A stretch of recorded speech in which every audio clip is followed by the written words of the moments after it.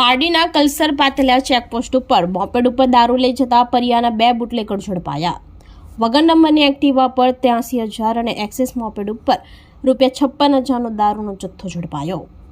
પારડીના Kalsar પાતલિયા checkpost ઉપર moped ઉપર દારૂની હેરાફેરી કરતા 2 બુટલેગરોને પોલીસે ઝડપી પાડ્યા હતા।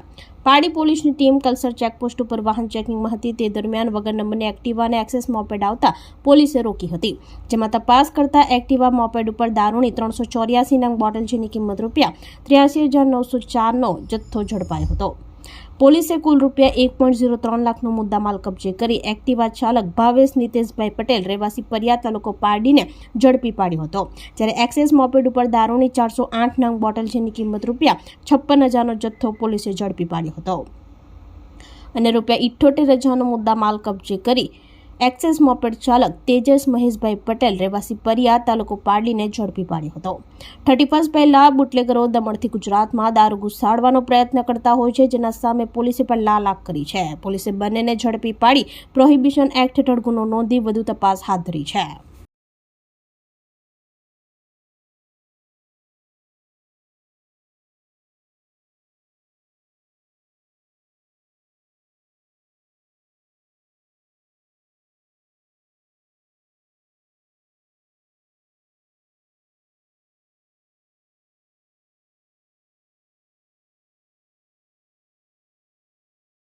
આપણી સંકલ્પ ન્યૂઝ ચેનલને સબસ્ક્રાઇબ અને લાઇક કરો, બેલ આઇકન દબાવો, જેથી આવનાર ન્યૂઝ અપડેટ્સની નોટિફિકેશન આપના મોબાઈલ પર સૌથી પહેલા પહોંચે।